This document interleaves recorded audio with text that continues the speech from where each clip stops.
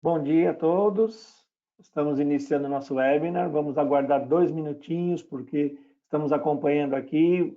Muitos participantes estão se conectando no momento. Em 2 minutinhos iniciamos, ok? Vamos aguardar.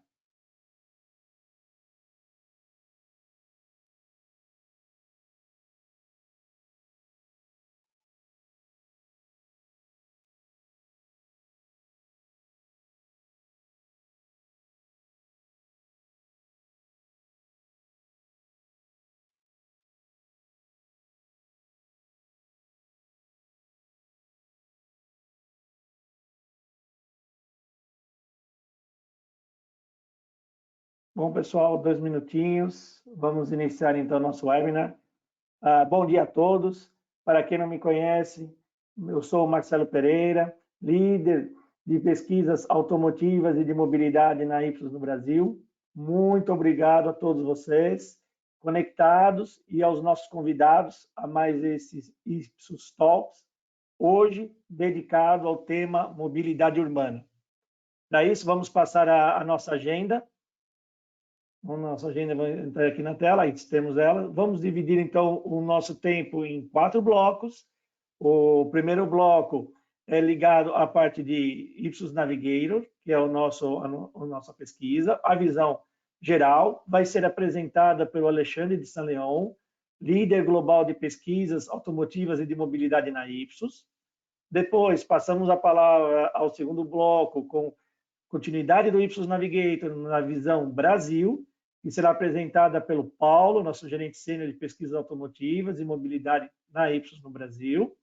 Retomamos a palavra para a parte do comparativo global da pesquisa com o Alexandre de San León, nosso líder global. E aí, por fim, teremos um bloco de discussão, onde nós temos aqui 2 convidados, né? A Ana Letícia Veroni, que é a diretora de Marketing e Research da 99. Muito obrigado, Ana, por sua participação, seja bem-vinda. O Mauro Cagliari, administrador de empresas, doutor em urbanismo, colunista da Folha de São Paulo e membro do Conselho de Transportes de São Paulo. Mauro, seja muito bem-vindo, obrigado por sua participação. E, é claro, teremos a interação também do Alexandre de San León, nosso líder global de pesquisas automotivas e de mobilidade, e o Paulo Gabriel, nosso gerente sênior de pesquisas também do Brasil. A moderação será feita por mim e retornamos em breve com o bate-papo. Nesse momento, passo a palavra ao Alexandre de San León. Alexandre, a palavra é sua. Uma ótima apresentação. Obrigado, Marcelo. Muito obrigado pela introdução e pela oportunidade de conversar com vocês hoje. É sempre uma honra, um prazer. Um pouco difícil porque meu português já não é tão bom como era antes. Levou tempo fora do Brasil, mas espero que vão conseguir seguir. Vou fazer uma introdução pequena sobre a pesquisa, explicar, e depois vou deixar a palavra ao Paulo. Para começar, eu queria explicar um pouco quais são os motivos pelos quais lançamos essa pesquisa de Ipsos Mobility Navigator. Fizemos isso porque acreditamos importante monitorar a forma como as pessoas se estão movendo. Tem muitos câmbios acontecendo na área, no mundo, no Brasil, mas fora do Brasil também. Começa por talvez uma descrição, uma percepção muito óbvia que hoje os consumidores, os cidadãos têm mais opções de mobilidade que tinham antes. Antes, para simplificar um pouco, ou você tinha um carro ou uma moto, ou você era usuário de transporte público.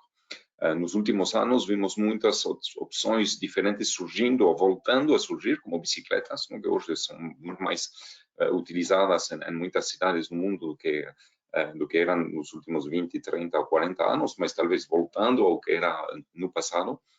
E também veículos por aplicativos surgiram, veículos compartilhados ou ride-sharing, só compartilhando trajetos, ofertas de assinatura de veículo por períodos mais curtos, acima do aluguel tradicional de veículo. Y los servicios de compartimento de bicicletas, de vehículo, claro, es de bicicletas, de patinetes. Até en algunas ciudades, en particular en los Estados Unidos, servicios de microtransit que ven acima que no son más transit, que realmente son servicios que van a complementar o transporte con un modo de transporte semi-público, semi-privado. Então, tem muito mais opções e isso ilustra o que nós chamamos, mas não somos os únicos, uma revolução da mobilidade que está acontecendo.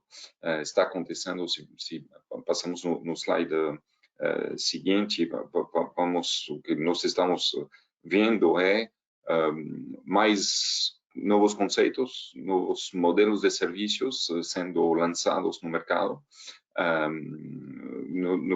com novas ideias muito inovadoras de formas de se mover no dia a dia.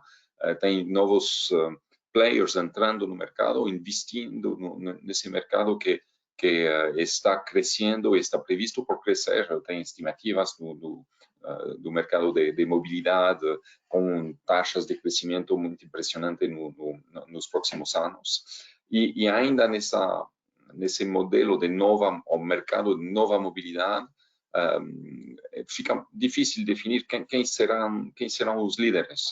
Temos as montadoras, as empresas de transporte públicos, que têm papel histórico e muito importante na mobilidade dos consumidores, dos cidadãos, mas tem novos players entrando que sejam players de tecnologia, players de startups com novos serviços de mobilidade, ou uma combinação nova de serviços que estão querendo assumir um papel mais importante. E ainda essa definição não vem, e a situação no mercado está muito aberta.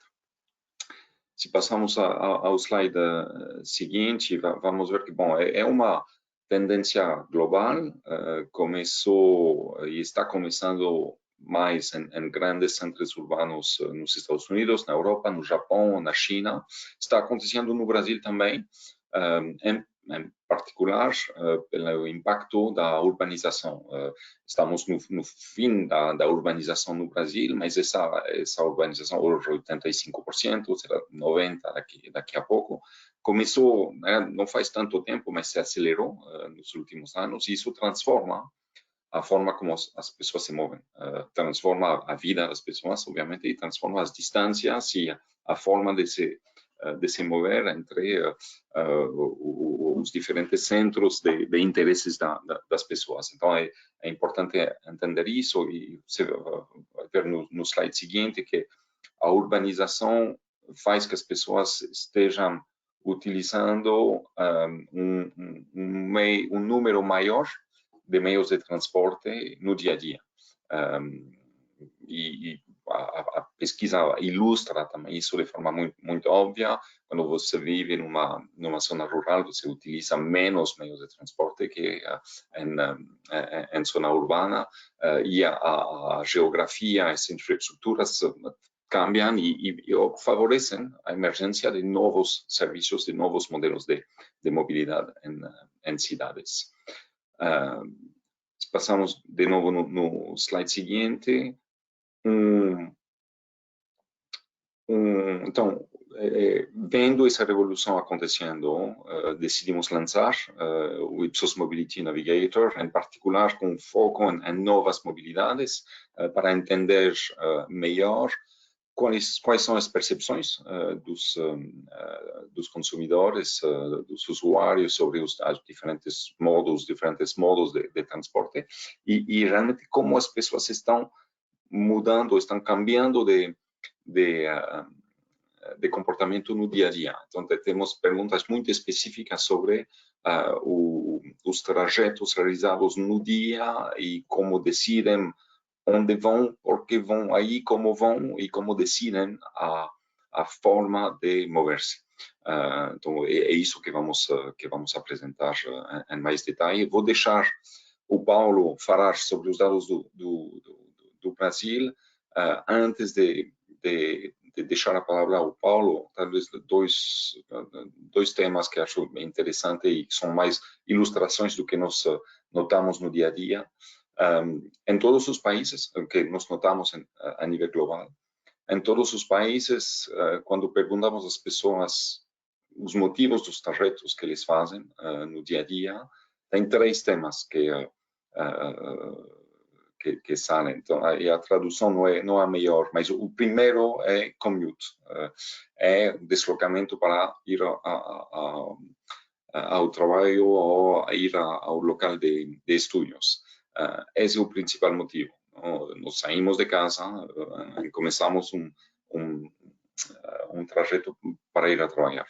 Commute, esse é o principal. O segundo é errands, é sair de compras cotidianas ou de compras mais realmente ir a visitar comércios. É o segundo ponto. E o terceiro é visitar amigos ou parentes. São os três motivos de viagens que realmente são os principais e que definem que são os motivos pelos quais nos mudamos. Então, as infraestruturas, a geografia das cidades ou das zonas rurais, definindo onde vamos trabalhar, onde vamos estudar, onde vamos de compras, e também a forma como as zonas estão organizadas tem um impacto forte nas rotinas cotidianas das pessoas. Mas são esses três os motivos importantes. Se passamos no slide seguinte, então, esses três motivos são de igual importância em todos os países, são os principais em todos os países, porém, vemos diferenças entre países ou entre zonas que são também um pouco consistentes. Primeiro, tem diferenças culturais e tem diferenças de geografia. Culturais, nós vemos, por exemplo, entre França, Estados Unidos, Brasil, França e Estados Unidos têm um nível de movimento mais ou menos parecido. Brasil tem muito mais movimentos. Isso se deve muito a mais trajetos para visitar familiares e parentes, mais que nos Estados Unidos, por exemplo.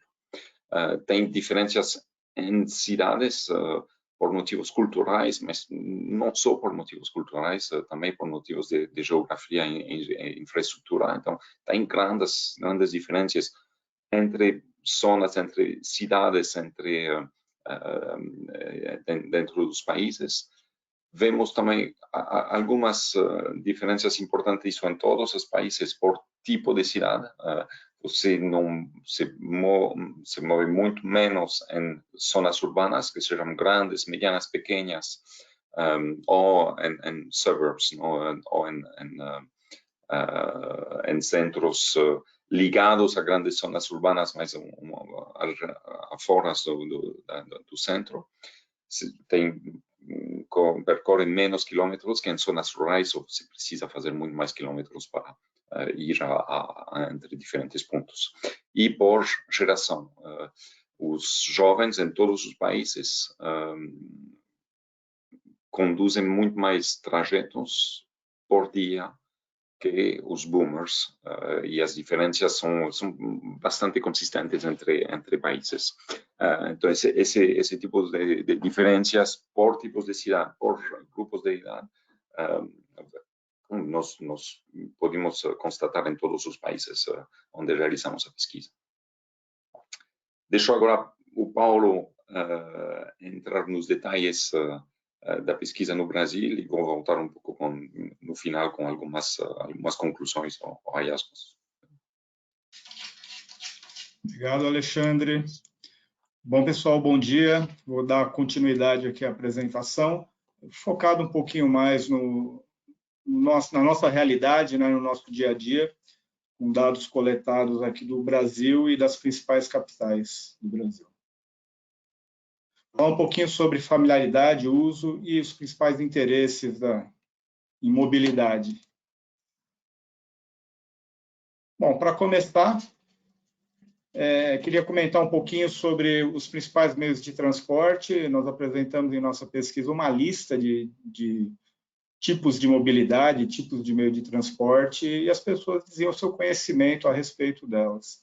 Um fato muito interessante que nós conseguimos coletar é a aplicação na realidade, os veículos de aplicativo, né? A entrada dos veículos de aplicativo nos últimos 10 anos, e hoje são considerados um dos modelos de mobilidade mais familiar para todas as pessoas, chegando em níveis do táxi tradicional, que é um meio bem tradicional aqui do Brasil.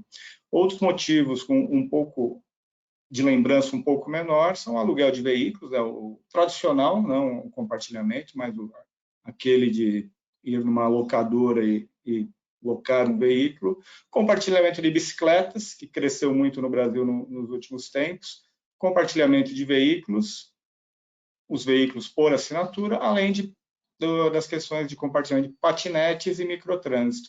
O patinete teve um grande boom no Brasil há uns 2, 3, talvez 4 anos atrás, e depois acabou desaparecendo por diversos motivos, mas ainda está na lembrança do público brasileiro. Mas o grande destaque realmente é como os veículos de aplicativo tomaram conta desses meios de mobilidade, esses novos meios de mobilidade.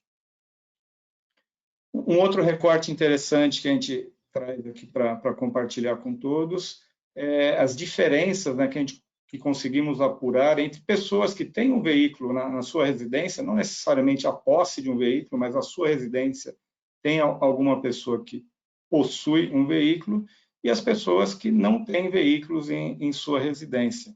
Então, a gente consegue ter uma diferenciação entre esses públicos, e o que está marcado com a gradezinha azul é porque tem uma diferença significativa em relação a outro grupo. Então, o que a gente consegue perceber aqui? 80% das pessoas têm um veículo em sua residência. Então, ao menos um veículo automotor está presente na sua casa. E qual é o perfil desse público? É um público que tem filhos, em sua grande maioria, e já possui a sua casa própria, então já tem esse investimento feito.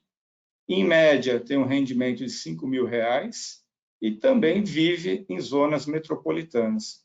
E o que diferencia dos não proprietários? Nós temos uma questão do sexo feminino, então, dentre o público feminino, há uma posse menor de veículos, e os outros pontos são a questão de não ter filhos, é um número bem menor, e uma renda também bem menor. Então, a gente consegue ter dois grandes públicos, usuários de veículos e os não usuários e proprietários de veículos. Grandes diferenças aí apontadas. Seguindo, só um minuto, por favor. Continuando nesse recorte ainda, nós foram questionados a quantidade de dias, né, que eles utilizam cada um dos modais de transporte, isso pensando em um ano. Então, as principais diferenças que nós conseguimos encontrar foram na questão do veículo. Para quem tem a posse do veículo, naquele recorte de pessoas que têm um veículo em sua residência, eles utilizam realmente o seu veículo próprio. Então, em média, 241 dias do ano, a pessoa fez uso do seu veículo pessoal, também para motocicleta. É uma coincidência, também 241 dias do ano fez uso da sua motocicleta própria. E as pessoas que não têm um veículo próprio, por consequência, utilizam o transporte urbano e andam a pé, fazem os pequenos deslocamentos a pé. Então, 212 dias por ano, as pessoas têm caminhado, fazendo os pequenos deslocamentos a pé. Em 123 dias do ano, o ônibus urbano aparece aí como o meio de transporte buscado por essas pessoas. Sem diferença estatística, a gente tem a questão dos veículos por aplicativo, que aparecem nos dois segmentos, mas não tem uma grande diferenciação, e a questão do a pé para as pessoas que têm veículo. Mas, realmente, quem tem veículo faz o uso do seu veículo, e quem não possui vai buscar outras alternativas para se locomover.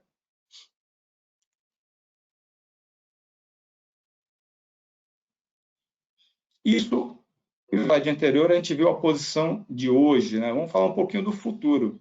Acho que é uma grande questão que a gente tem aí, principalmente no nosso ramo de atuação, que é o setor automotivo, é entender o que vem pela frente, né?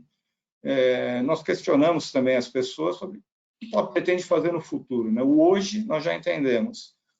Para quem tem veículo, ainda no futuro, quase 78% desse público pretende manter o seu veículo pessoal. Então, não está ainda descartado, o veículo ainda não será substituído por outros modais, ele ainda é o pilar mais forte para a locomoção. Então, ter um veículo, ter a posse de um veículo, ainda é o grande objetivo das pessoas. A gente enxerga também para os não proprietários, as pessoas que não têm um veículo na residência, uma alta intenção de ter. 44% dizem que pretendem ter um veículo. Então, quem tem vai continuar com o seu veículo e quem não tem ainda busca a aquisição. Outro ponto importante são as motocicletas, né, que também é outro veículo de meio de transporte pessoal, com uma alta incidência também de futuro. E o que aparece dos dois lados aqui como relevante também são a questão dos trens para longas distâncias.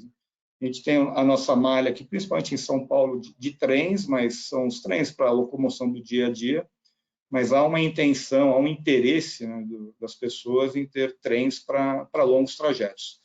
Possa se deslocar entre cidades, não só a passeio, mas como também para o dia a dia, ligando de forma mais rápida as grandes cidades, as grandes metrópoles. Bom, e um ponto que é novo no nosso Navigator, né? Este ano, na realidade, na coleta do final do ano passado, foram criados alguns extratos para a gente conseguir entender as grandes capitais. O Brasil é um país continental, todos sabem, né? E as diferenças entre o que acontece na região sudeste, na região norte, na região nordeste, é muito diferente, cada um tem a sua realidade, mas a gente teve a intenção de entender duas grandes metrópoles, São Paulo e Rio de Janeiro. E questionamos como as pessoas se deslocaram aí nos últimos 12 meses. São Paulo, basicamente, é o veículo pessoal, ainda é o maior meio de transporte, em média, 200 dias do ano, 201 dias do ano, foi utilizado para locomoção, contra 179 do Rio de Janeiro, e o metrô, 97 dias em média no ano para o metrô em São Paulo e 73 para o Rio de Janeiro. Em contrapartida, no Rio de Janeiro, o que se destaca? Os veículos por aplicativo, uma grande incidência, a motocicleta pessoal e também a bicicleta pessoal. Para quem conhece o Rio de Janeiro, né, principalmente a capital, a gente sabe que é possível fazer grandes deslocamentos de bicicleta, de uma forma bem simples. E lá é um dos meios de transporte com maior utilização, comparando aí com São Paulo. E o uso futuro, né? Hoje já entendemos. E nessas metrópoles, o que se pensa para o futuro? Muito próximo do que a gente viu do Brasil, São Paulo ainda tem 75% de intenção do veículo próprio, né? Então, no futuro, pretendo ainda ter o meu veículo próprio para realizar o meu deslocamento. O metrô para 54% dos paulistanos contra 45% dos cariocas. Do outro lado, ali no Rio de Janeiro, 64% do público pretende continuar utilizando os veículos por aplicativo, contra 50% de São Paulo capital. A bicicleta pessoal é de grande importância lá e vai aumentar ainda mais no futuro, em torno de 44% do público pretende utilizá-la, e aqui a gente vê um outro player entrando, que é o compartilhamento de bicicleta. No Rio de Janeiro, 29% das pessoas dizem ir buscar esse tipo de mobilidade para fazer os deslocamentos do dia a dia. A gente fez um comparativo de malha viária do metrô, até para a gente entender nessas diferenças, porque São Paulo tem um uso muito maior do metrô do que o Rio de Janeiro. São Paulo tem uma malha maior também. A nossa malha metroviária é em torno de 102 quilômetros aproximadamente, contra 58 quilômetros do Rio de Janeiro. Então, os deslocamentos em São Paulo, a gente consegue varrer grandes distâncias com o metrô. As cidades têm uma diferença, né? São Paulo é uma capital maior, mas também não é tão significativa em quilômetros quadrados, não é uma distância tão grande quanto ao Rio, mas o transporte metroviário em São Paulo carrega muito mais pessoas do que no Rio de Janeiro. Em média, por quilômetro de metrô, trafegam por dia 44 mil pessoas contra 12 mil pessoas no Rio de Janeiro.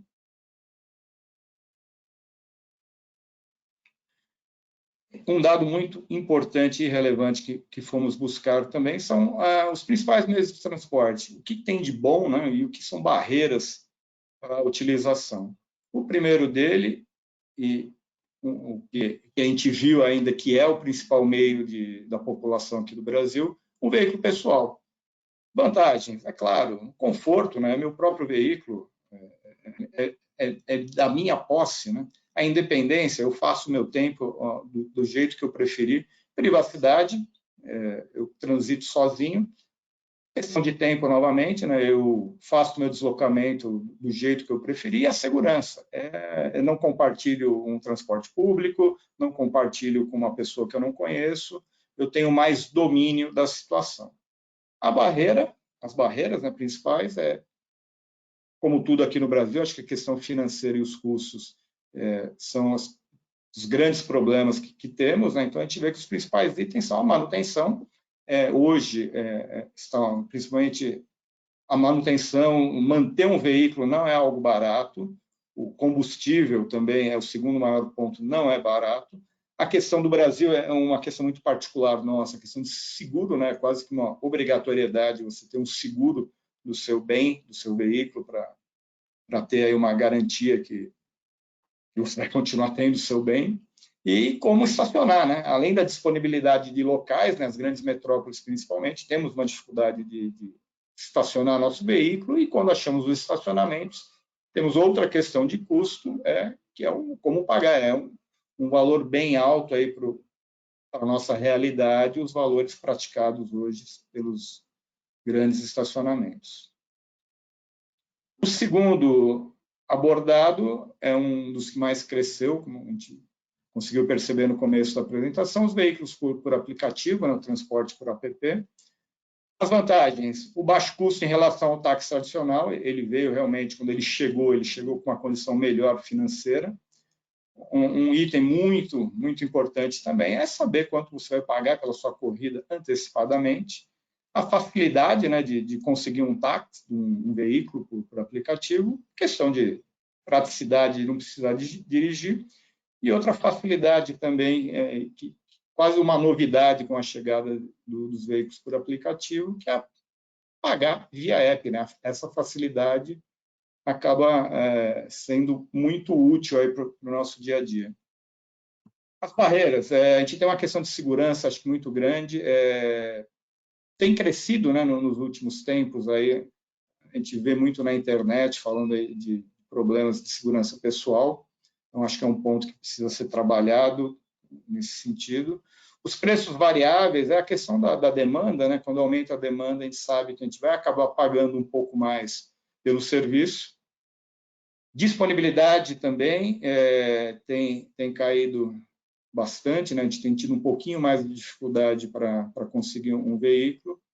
E a questão do preço, novamente, né? O preço da corrida, da viagem, está um pouquinho alto para o nosso dia a dia, para a nossa realidade aqui no Brasil. Seguindo, eu acho que o mais tradicional de todos e o mais antigo de todos, né, são os ônibus, né? A questão do transporte por ônibus aqui no Brasil é muito forte, né? É o maior meio utilizado. Vantagem, o custo, né? O custo da passagem é o mais barato de todos. Não preciso ter um veículo, não preciso dirigir. Hoje ele é previsível, né? A gente tem os aplicativos que a gente consegue acompanhar aonde o ônibus está, e normalmente ele chega no horário previsto ao ponto, né? Então melhorou muito de tempos atrás. E a questão do tráfego, né? Então é outro ponto. Não preciso lidar com trânsito em grandes capitais, é algo bem interessante. Barreiras, as de sempre, né? Acho que os ônibus são muito cheios aqui ainda no Brasil, então conseguir um assento, conseguir sentar no ônibus é muito difícil. Preocupação com segurança, sempre tivemos esses problemas, né? Tempo de espera, algumas linhas têm muitas composições, outras nem tanto e demoram um pouquinho mais. E a exposição a doenças, né? Acho que a questão da pandemia, né, trouxe essa nova perspectiva, né, que não era algo que a gente tinha aí antes da pandemia, né? Ninguém ligava muito para essa condição. Mas hoje se torna já uma barreira para os ônibus locais e municipais. Seguindo, a gente trouxe aqui um mapa, né, dos principais meios de transporte, alguns pilares que foram avaliados e aqui a nota, a cor vermelha, verde ou amarela indica a intensidade, né, de como foi avaliado. Em linhas gerais, os transportes públicos, ônibus, metrô e trens, têm as piores avaliações, muito concentrado em itens medianos, com a cor amarela, itens vermelho, a questão do conforto vem muito forte aí como um item mal avaliado, tanto para o ônibus urbano como metrô e trens. Confiança, né? Acho que, principalmente no Brasil, são meios de transporte que a gente já conhece, né? Que estão com a gente aí há muito tempo. Então, são meios de transporte confiáveis, né? O público confia nisso. Mas a questão da segurança também, limpeza, estão aí com umas avaliações muito baixas. Em contrapartida, acho que a grande novidade aí são os veículos por aplicativo. Eles tiveram praticamente boas avaliações ou ótimas avaliações em todos os quesitos. Acho que o quesito preço aqui é um pouquinho menor dos itens, mas os demais eles saíram muito bem, melhores que o táxi tradicional, que teve uma avaliação mediana aí em todos os quesitos. Eu acho que a gente fica aqui com uma mensagem muito grande, né, e muito boa, de como esses veículos por aplicativo chegaram no nosso dia a dia, tomaram conta e oferecem um bom serviço. Essa é a visão do público em geral que faz a utilização. Gostaria de agradecer, passar para o Alexandre novamente a palavra, ele vai dar sequência aí com o que vem pela frente, aí, o que enxerga de serviços de mobilidade a médio e curto prazo. Alexandre? Sim, três pontos antes de alguns comentários de conclusão. O primeiro ponto, no slide seguinte, é sobre... Então, eu estou falando e nós vemos uma revolução acontecendo, mas ainda os novos serviços não estão no nível de uso, os novos serviços de mobilidade. Você consegue passar no slide seguinte, Paulo, sim. Os serviços de mobilidade ainda não estão, os novos serviços não estão no mesmo nível de uso que carros ou que veículos pessoais ou transporte público. E um dos temas, tem outros, mas um dos temas que explica essa diferença, esse gap, é um nível de familiaridade com as novas soluções que ainda está abaixo dos serviços ou dos modos de transporte tradicionais. É o caso, por exemplo, compartilhamento de veículo, 31% dos consumidores que nós entrevistamos entendem de que trata o serviço, como funciona, se sentem familiares com ele. 42% com veículos por aplicativo. Tem diferenças, não? Vemos no Brasil, como na China, veículos por aplicativo estão muito mais conhecido e muito mais desenvolvido que em outros países. Mas, de forma geral, vemos que esse nível de familiaridade ainda não está no nível dos modos tradicionais, que se entende, mas está aumentando rapidamente e eu acredito que esse gap vai se fechar breve, apesar de que tem diferenças grandes entre centros urbanos e zonas rurais, ¿no? En zonas rurais tem menos conhecimento porque ainda não chegaram esses novos, ou não chegaram tanto esses novos serviços de mobilidade lá. O segundo comentário que queria fazer. Esta é a segunda barreira que eu acho interessante eternamente, em particular para serviços, não podemos chamar de serviços complementários, mas que são serviços de mobilidade que não sempre se usam por si só, porque, tipo, compartilhamento de bicicletas ou patinetes, tipo até ride sharing ou veículos por aplicativos. Em muitas cidades, o potencial desses serviços vai ser ainda maior quando estará mais facilmente conectado a outros modos de transporte. Para conectar, tem um interesse muito grande dos usuários por um aplicativo de mobilidade combinada. Esse aplicativo ainda não existe, ou não existe muito bem. O objetivo é ter, se tem muito interesse por usuários para poder não só prever seu trajeto integrando diferentes serviços de mobilidade, mas até pagar todos os trajetos dentro da mesma app, poder ter diferentes opções em função do tempo, do custo, e geralmente ativar seu trajeto na mesma aplicação. Isso ainda não funciona muito bem, é muito difícil de construir, mas tem muito interesse por parte dos usuários para ter algo assim. O terceiro ponto, o terceiro comentário que eu adiantei um pouco na introdução é sobre a liderança futura. Nós fizemos a pergunta, esses são os resultados globais, de quem serão as empresas ou líderes em futuras soluções de mobilidade. Tem talvez três pontos que eu acho interessante. Primeiro, que as duas primeiras empresas com 18% e 17% de menção são empresas que não estão claramente nesse setor. Amazon, Apple têm projetos, estão colaborando com outros atores, mas não são fornecedores de serviços de mobilidade hoje.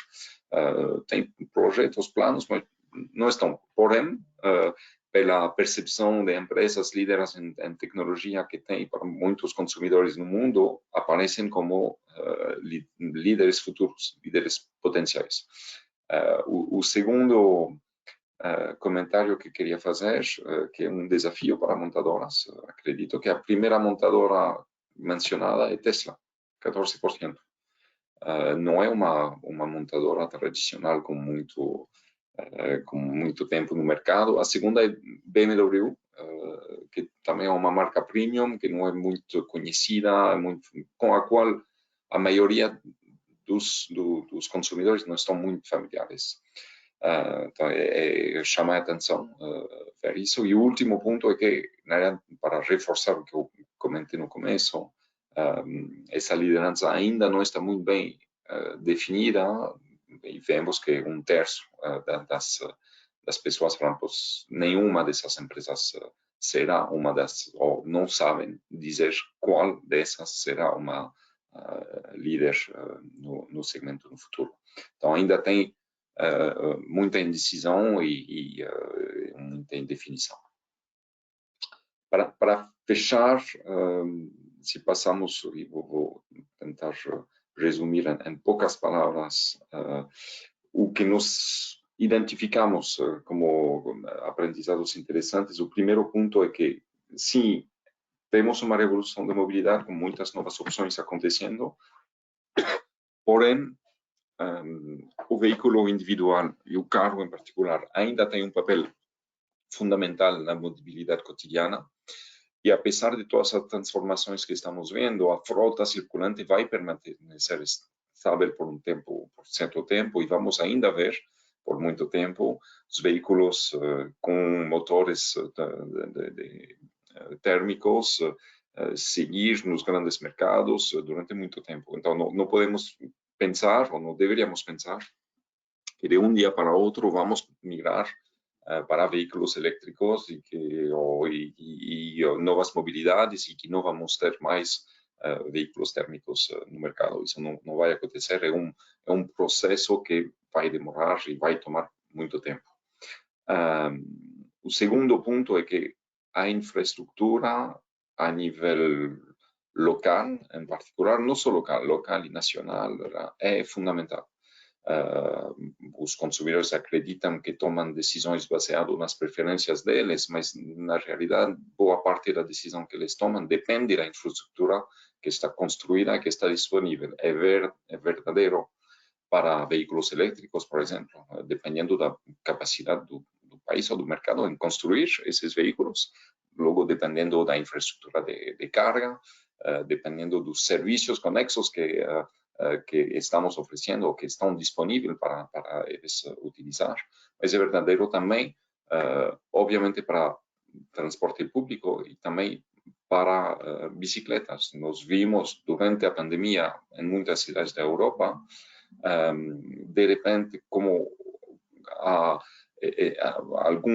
algumas cidades aproveitaram para construir faixas de bicicletas e, de repente, pues, o nível de mobilidade por bicicleta cresceu. A infraestrutura é fundamental e tem um impacto direto na forma de mover-se das pessoas. E o último ponto é que acreditamos que ainda tem uma transformação cultural por acontecer. Eu sei que no Brasil essa transformação aconteceu mais rápido que em outros países, mas a ideia do compartilhamento, de não ser necessariamente possessor e de aceitar compartilhar, ainda não passou, não está bem aceitado em todos os mercados e isso, para transformar de forma mais profunda os comportamentos, será necessário.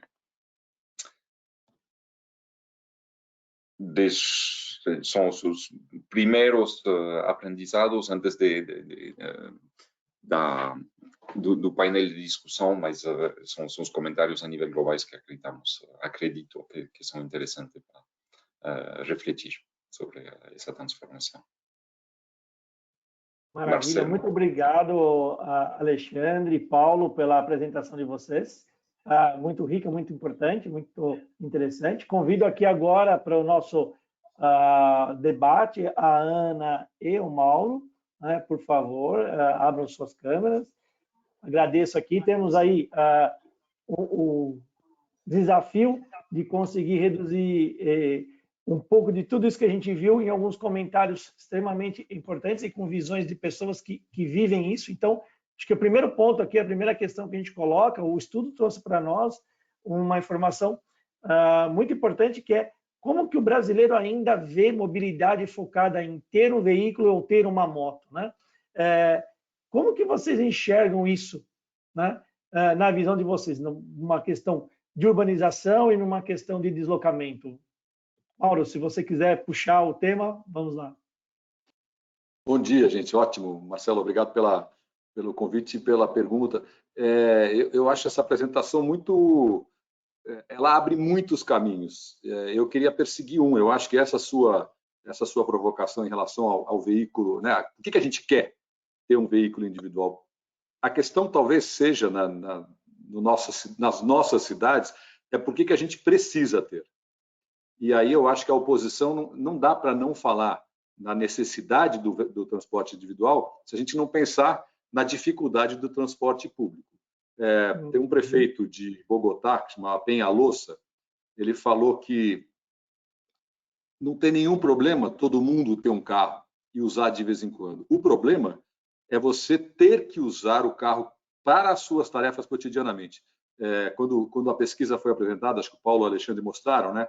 A questão de por que as pessoas saem de casa. Então, tem assim, todo dia eu vou trabalhar, né? De vez em quando eu vou no médico, de vez em quando eu vou ver minha avó. O problema não é usar o carro para esses deslocamentos, vamos dizer, esporádicos. O problema é você ter que necessitar, né? E aqui as nossas cidades são assim, esses movimentos regulares, é você ter que usar um carro para sair, sei lá, de Osasco, cruzar a cidade de São Paulo inteira para trabalhar em Guarulhos todos os dias. Aqui nós temos um problema. Então, eu acho que essa oposição entre o transporte individual e o coletivo ela é a chave para a gente entender o futuro da mobilidade e para a gente entender os gargalos das cidades brasileiras. Eu convivo muito com os problemas de São Paulo. Estou no Conselho de Trânsito de São Paulo. As questões são básicas, é muito interessante a gente pensar, nós estamos falando de questões que a gente toca de alta tecnologia, né, de aplicativos que conseguem, vamos dizer, simular viagens. Enquanto isso, nós estamos com problemas de baixíssima tecnologia. As questões que as pessoas levantam em relação ao transporte público são questões de fácil resolução, e de baixa tecnologia, mas elas não estão sendo abordadas. Por quê? E aí tem uma questão histórica, cultural, não vale a pena a gente entrar demais aqui, mas o carro ainda é objeto de desejo para pessoas que não o têm e está deixando de ser para pessoas que têm. Como é que está essa contradição? Como é que a gente resolve isso? É entendendo para onde estão indo os grandes investimentos em infraestrutura. Se você pegar em São Paulo, por exemplo, tem uma linha amarela.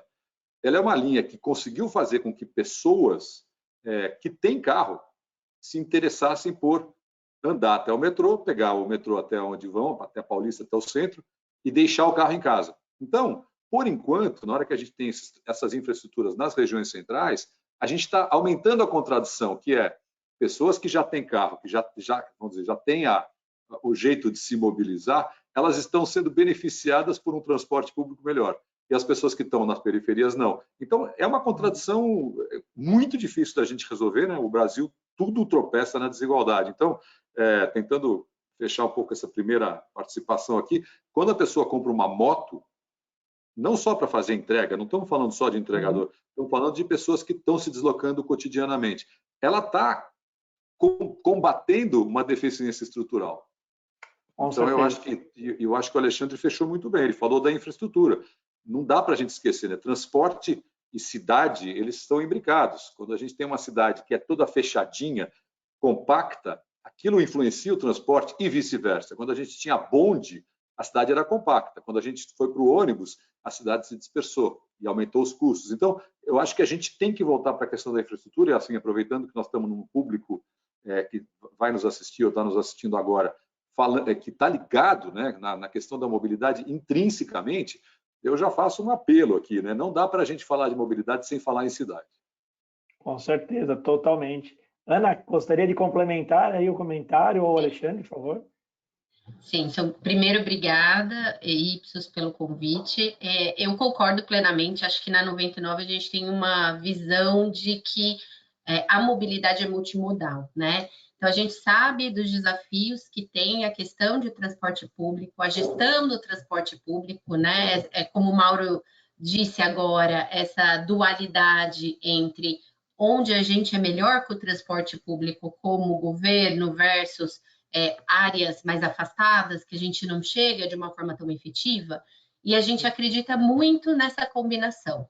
Então, essa combinação de modal que permite uma acessibilidade é justamente a pauta da 99, né? A gente não acredita que as pessoas têm que pegar um carro por aplicativo da casa e ir até o trabalho com esse modal. A gente acredita que ele é feito para complementar.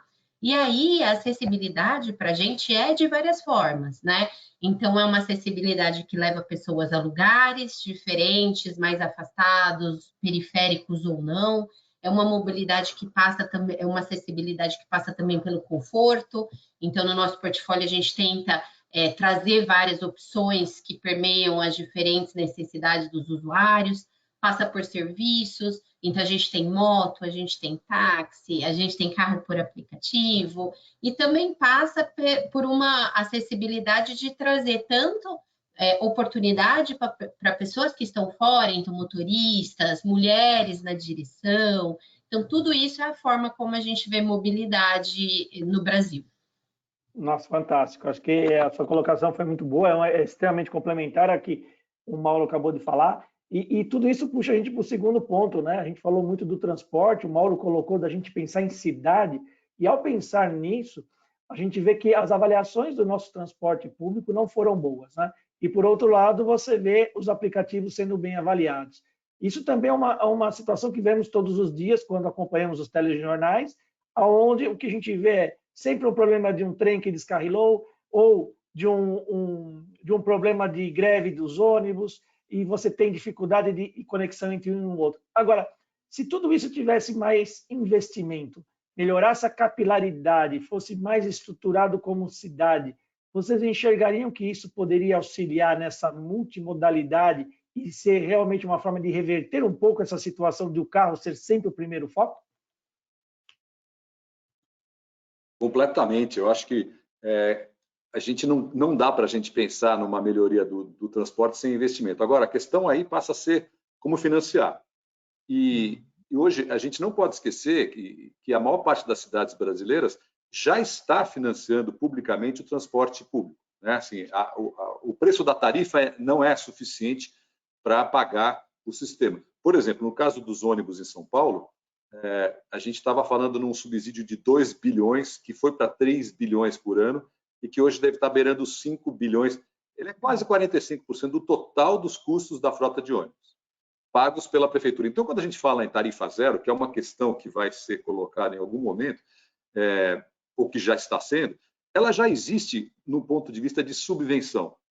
Então, nós estamos falando de gente que não tem dinheiro para poder pegar um ônibus que não estaria pagando. Hoje o ônibus em São Paulo é R$ 4,40. Se você vai no Rio de Janeiro, você tem o trem, por exemplo, a R$ 7,70.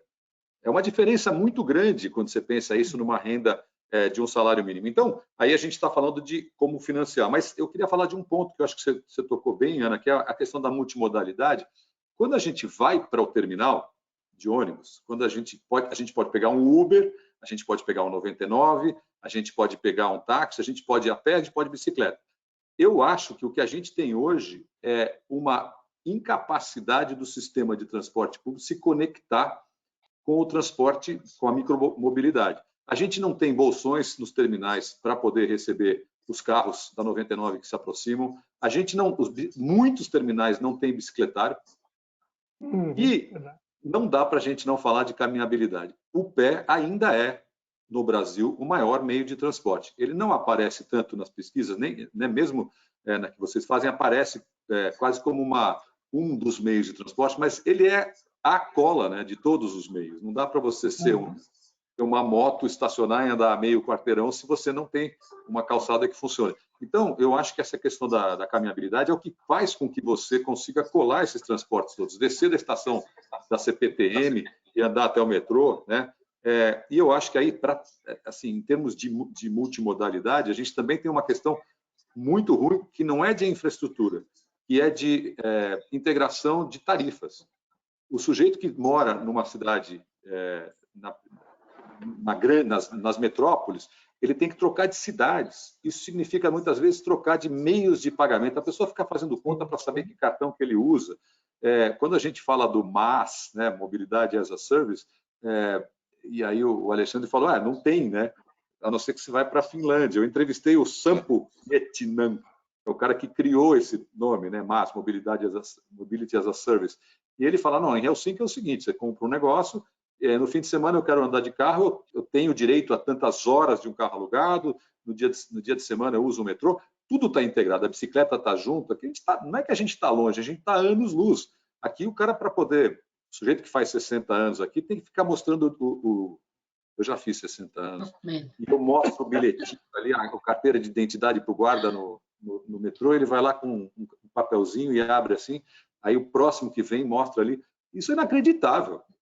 Nós estamos falando de uma dificuldade de processar informação. Então, por isso que eu queria falar da baixa tecnologia, porque eu acho que quando a gente fala de transporte público, a gente está devendo na baixa tecnologia ainda.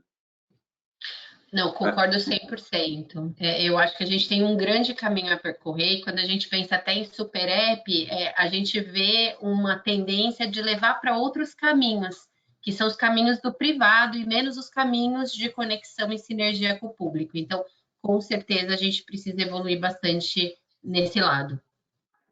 Fantástico.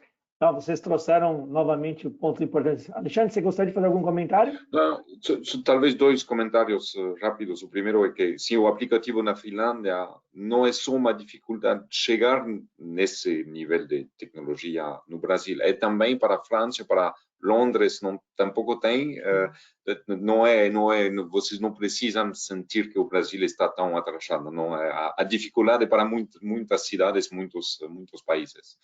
E o outro ponto é sobre transporte público, né? Quando nós olhamos a satisfação de todas tem algumas cidades onde têm um nível de satisfação maior. Não são tantas, né? Tem, inclusive em cidades onde vocês acreditariam que o serviço está bom, as pessoas não estão satisfeitas, não? Mas tem, na única na Europa onde tem um nível de satisfação bom com o metro, em particular, é Paris, melhor que em Londres. Os parisinos não estariam de acordo com isso, né? Eles falam que o metro em Paris é ruim, mas a realidade é que, objetivamente, o nível de satisfação é maior. Está mais ou menos no mesmo nível que usando táxis ou outros serviços de mobilidade lá. E outro país é o Japão. No Japão, ainda um nível mais alto em comparação e na verdade é que entrou na cultura. Não tem não é a questão do status é percebida de forma diferente. As pessoas estão usando, diretores estão usando o transporte público. Não tem questão, não se reclama. E até para ir fazer trajetos no dia a dia, trajetos profissionais, as pessoas usam o metro, usam o trem. Apesar de ser um mercado automotivo muito grande, é maior que o Brasil, e isso não tem ligação entre os dois. Ótimo. Não, muito obrigado pelo comentário. Nosso tempo está acabando, mas tem mais uma perguntinha que eu acho fundamental para a gente fechar essa análise. Dentro do que o estudo também nos mostrou, os aplicativos, a mobilidade via aplicativo, os serviços via aplicativo, o carro lá, o 99 disponível, né, ele é visto pela população como uma mobilidade de futuro, né? E aí eu gostaria de entender de vocês assim, como vocês enxergam essa visão, somada à questão de que, como a Ana comentou, tem aí todo um trabalho também de integração e de inclusão social dentro do processo de mobilidade, com mulheres dirigindo veículos, incentivando isso, mas tem também os veículos elétricos que estão chegando. Como que tudo isso se encaixa? Tudo isso é parte do quebra-cabeça ou tem alguma peça aqui que vocês enxergam mais relevante que outras nesse futuro? Acho que eu posso começar falando um pouquinho da 99. Então, a gente vem trabalhando em duas esferas, né? O presente e o futuro. Então, no presente, a gente fala muito dessa questão de acessibilidade, melhorança do serviço, melhorança da segurança, que é um ponto que a pesquisa trouxe, né? Então, hoje, 99% das nossas corridas já terminam sem incidentes graves. Então, a gente está o tempo todo mudando e tentando melhorar. Mas a gente também pensa no futuro. Então, a gente criou a Aliança para a Mobilidade, ela já completa 1 ano agora. Então, a gente já investiu mais de 35 milhões de reais nesse futuro, né? A gente tem uma unidade dentro da 99 voltada para isso. A gente já tem 485 veículos eletrificados na frota, sejam elétricos ou híbridos. A gente já conseguiu impactar positivamente 202 mil passageiros, né? Não liberou, evitou 251 toneladas de CO2. Então, a gente está muito comprometido com esse futuro da eletrificação, né? A gente até trouxe o primeiro posto elétrico em parceria com a 99 pela Vibra. Então, é uma grande aposta da companhia esse futuro. A gente está tentando, para o ponto do Mauro, fazer essa aliança da mobilidade para facilitar um pouco também esse movimento sobre infraestrutura, que é um grande desafio que a gente tem, né? Mauro, gostaria de acrescentar?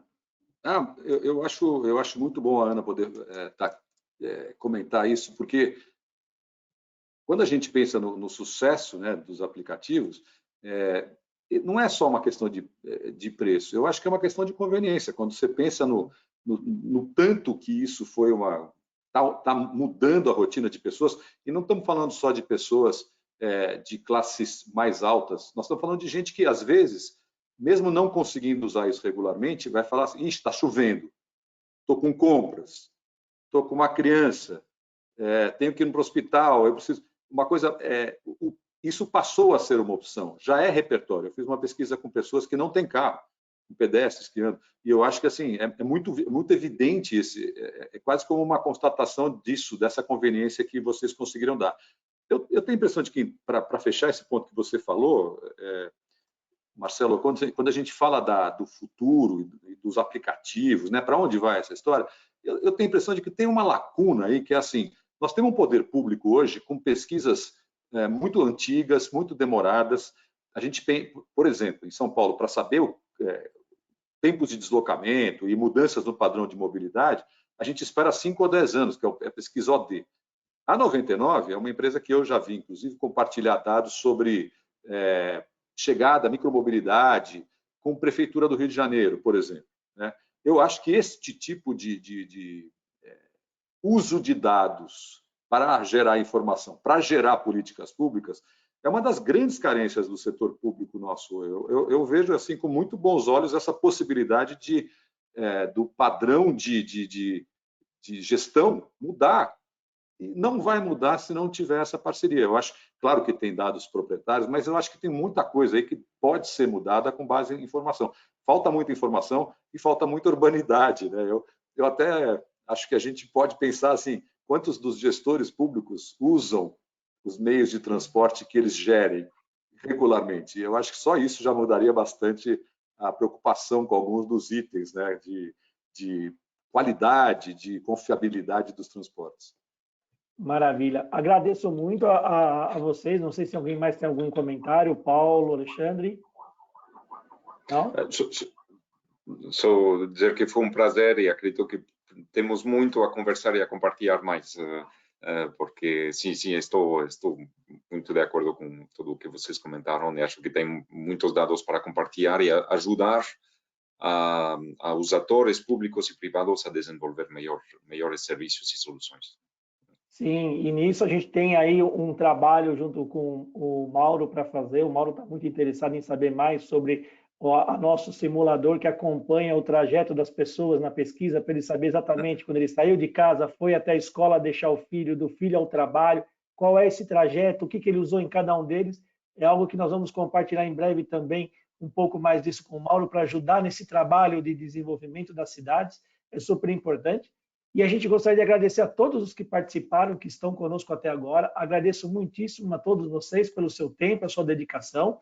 Agradeço aos participantes desse webinar, desse Ipsos Talks, ao Alexandre, que teve o seu tempo dedicado aqui para nós, o Paulo na apresentação e principalmente vocês, nossos convidados. Ana e Mauro aportaram muitíssimo. Agradeço muito a participação de vocês. Espero ver vocês em breves em outros Ipsos Talks sobre mobilidade. E vamos sim manter essa atividade viva para que a gente consiga transformar a mobilidade com mais velocidade também no Brasil. Obrigado a todos vocês, um ótimo dia e nos vemos em outra oportunidade em breve. Obrigado. Obrigado. Obrigada.